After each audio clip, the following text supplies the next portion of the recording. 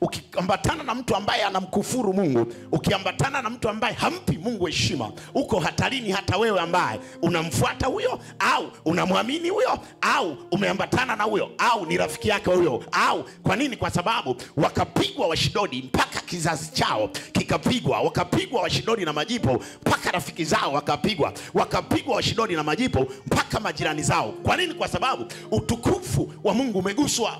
Ukikutana na mtu ambaye anamchukulia Yesu ni mtu wa kawaida, anamchukulia Yesu ni sawasawa tu na vitu vingine, anamchukulia Yesu ni sawasawa na nabii yoyote, anamchukulia Yesu sawasawa na mtume yoyote, anamchukulia Yesu sawasawa na mchungaji yoyote, anamchukulia Yesu sawasawa na mtu wa kawaida, kaa mbali na huyo mtu. Kwa nini? Kwa sababu suni kuna mapigo. Na nataka nikwambie kwenye maisha yako, epuka na kimbia. Ikifika mahali, hata mimi ambaye nakuhubiria, nikifika mahali nataka kumnyang'anya Mungu utukufu, kimbia haraka. Kwa nini? Kwa sababu takapopigwa mimi na wewe utapigwa. Kwa nini? Kwa sababu tumegusa utukufu wa Bwana. Utukufu wa Bwana popote pale, hata kama huyo mtu ulimwamini kwa kiwango gani, ukifika mahali kwenye kukufuru, nataka nikwambie huyo usiambatane nayo, kwa sababu hapo unahatarisha maisha yako, unahatarisha maisha ya kizazi chako, unahatarisha maisha ya ndugu zako, na kila kitu unakihatarisha, kwa sababu Bwana atakapokuja na mapigo hata angalia. Maana ameniambia kwenye Isaya 42 hiyo mstari wa 8, utukufu wake hatogawana na mtu wala hatogawana na salamu. Utukufu wa Bwana unabakia pale pale.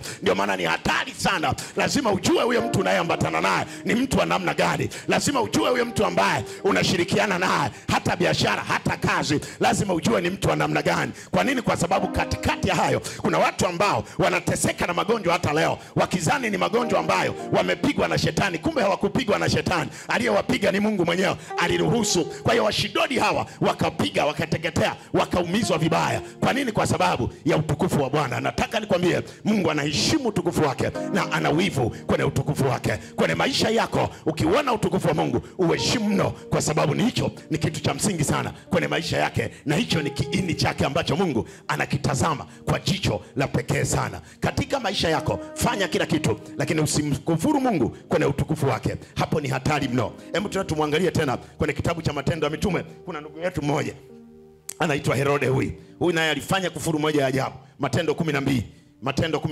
mstari wa 21 hadi 24. Tumwangalie huyu mtu, naye huyu alipata kiburi cha kazi.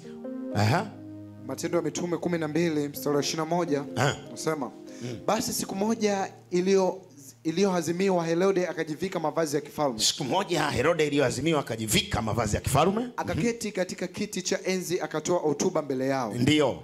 Watu wakapiga kelele wakisema, ndio, ni sauti ya Mungu, si sauti ya mwanadamu. Watu wakasema ni sauti ya Mungu, sio sauti ya mwanadamu. Mara malaika wa Bwana akampiga. Mara malaika wa Bwana akampiga. Kwa sababu hakumpa Mungu utukufu. Kwa sababu hakufanyeje? Akumpa Mungu utukufu. Akaliwa na chango, akatokwa na roho. Akaliwa, alipata huyu jamaa Dar es Salaam na Pwani wanaita ngiri. Akapigwa na chango. Jamaa ni shujaa. Sikiliza, Biblia inasema hivi, Herode siku hiyo ameona, kwa sababu ukisoma huko juu, amelitesa sana kanisa. Hakuwa anaheshimu kile kitu ambacho Mungu anakifanya. Kumbuka Mtume Paulo ametuambia kwenye ile wa Korinto, tuliposoma Korinto wa pili sura ya 4 ule mstari wa 4, anasema ile injili kwamba anasema ni kuna watu wametiwa giza fikra zao ili wasipate kuiamini injili, ambayo hiyo ni nini? Ni utukufu wa Mungu ambao ni sura ya Yesu Kristo. Sasa Herode alikuwa ni miongoni mwa watu ambaye anatamani kuififiza sura ya Yesu Kristo. Unaposimama kuififiza injili, unaposimama kuipinga injili, unaposimama kuipinga kazi ya Mungu, unasimama kupinga utukufu wa Mungu. Herode akawa ni mmoja kati ya watu wanaopinga utukufu wa Mungu kwa nguvu nyingi sana. Na kumbuka, Herode hakujua kumbe hata ile nafasi ya yeye kuwa mfalme kwenye lile taifa ni Mungu alimpa nafasi, kwa sababu ukisoma kwenye kitabu cha Mithali anasema Mungu ndiye awapae nguvu watawala kutawala. Yeye hakujua, kwa sababu anatawala, hakujua kama ni Mungu amehusika kumruhusu ili yeye atawale. Kuna watu wengi wao wanajidanganya wakiwa kwenye nafasi kadha wa kadha, wanahisi kwamba wamekaa kwenye vile viti kwa sababu tu waliamua kupata kwa sababu ya akili nyingi au namna gani, lakini kumbe ni Mungu ameruhusu ili akae. Sasa huyu Herode baada ya kuruhusiwa kuwa amekaa kwenye kile kiti, maandiko yangu yananiambia siku hiyo akapiga joho lake zuri la kifalme. Siku hiyo ilikuwa ni siku ya hotuba, speech ya rais. Watu wakakaa wanasubiri speech ya mfalme. Akaenda akapiga speech. Siku hiyo ilikuwa ni siku ya hotuba. Watu waliofungulia television wakafungulia redio wakafungulia. Watu waliojikusanya kwenye kumbi za sinema wakajikusanya, wanasema leo Herode anatoa speech nzuri. Wakakaa pale wanasubiri. Herode akapanda akapiga speech moja nzuri. Biblia haijatuambia aina ya speech aliyopiga, lakini aina ya speech aliyopiga inaonekana. Hii aina ya speech aliyopiga ni aina ya speech ambayo ilikuwa inaendelea kusitiza kazi yake ya kukufuru, kwa sababu ndio aina speech inayoonekana. Akaendelea kupiga speech. Maandiko yangu yananiambia watu ambao walikuwa pia wamepofoshwa fikra zao wakamtandikia makofi, wakasema, I say, hii speech aliyoitoa Herode sio ya mwanadamu, hii ni ya Mungu. Herode baada ya kusikia hivyo, Herode akainuka na sema, sawa, mimi niko kwenye nafasi ya Mungu. Akaingilia utukufu wa Mungu. Sikia, kuna watu wengi ambao wamepoteza nafasi mbalimbali kwa sababu hawakujua kama waligusaga utukufu wa Mungu. Unaweza ukawa uko mahali, kwa mfano kama miaka hii hizi tuko kwenye harakati sasa, huu ni mwaka wa uchaguzi. Kuna watu wengi wanaweza katoa speech, watu wakakupigia makofi.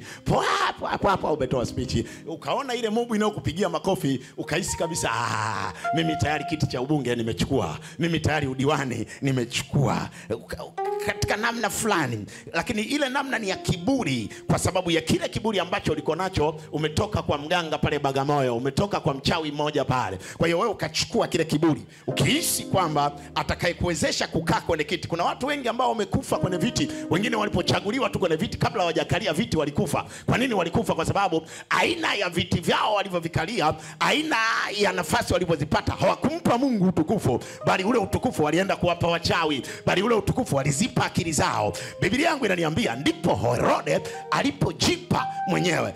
Maandiko ananiambia hakumpa Mungu utukufu. Mungu akasema, aka kajamaa kanajiona kenyewe sasa ni kafalme, kanaingilia nafasi yangu ya utukufu. Sasa subiri kaone. Mungu alichofanya, aliswitch kifo cha aibu. Sikia, mfalme kufa kwa ngiri ni aibu. Mfalme kufa kwa ngiri ni aibu. Huyu jamaa akafa kwa chango. Sikia, hakufa kwa risasi. Unajua bora mfalme ufe kwa risasi unajua bora mfalme afe kwa ugonjwa fulani. Unajua kuna aina ya kifo cha aibu. Jamaa pale yuko pale. Mungu akumwacha dakika zile akapata chango. Ile wanamsaidia wasaidizi wake, wamsaidia jamaa na chango lile chali. Kile kitendo cha kudondoka kumpeleka hivi, wanampeleka hospitali, tayari amekufa. Nini kilichomuua Herode? Kilichomuua Herode ni kwa sababu amegusa ule utukufu wa Bwana. Nataka nikwambie, utukufu wa Bwana hauguswi. Hata kama unajiona ni shujaa wa namna gani, hata kama unajiona ni mkubwa wa namna gani, hata kama watu watakupigia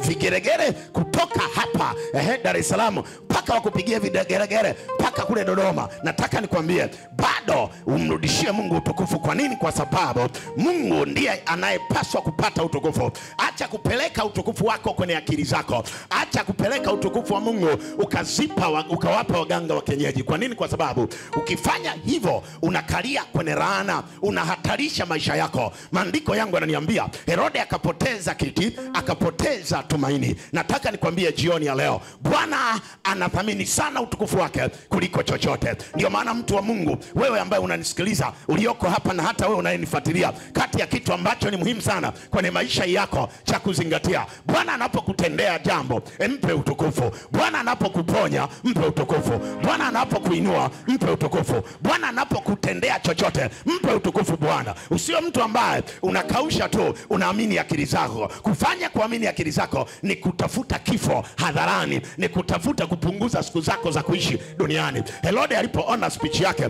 akaona kwamba yeye ni mtu ambaye ana point kubwa, akawa na kiburi pale. Alipokuwa na kiburi, maandiko yangu yananiambia malaika wa Bwana pale akanyonga. Unajua watu wengi wanajua shetani ndio anaua. Kuna wakati Mungu na yeye anaingilia kati kwenda kuua watu wanaogusa utukufu wake. Ni bora ukawe ni Mkristo ambaye asiyegusa utukufu wa Mungu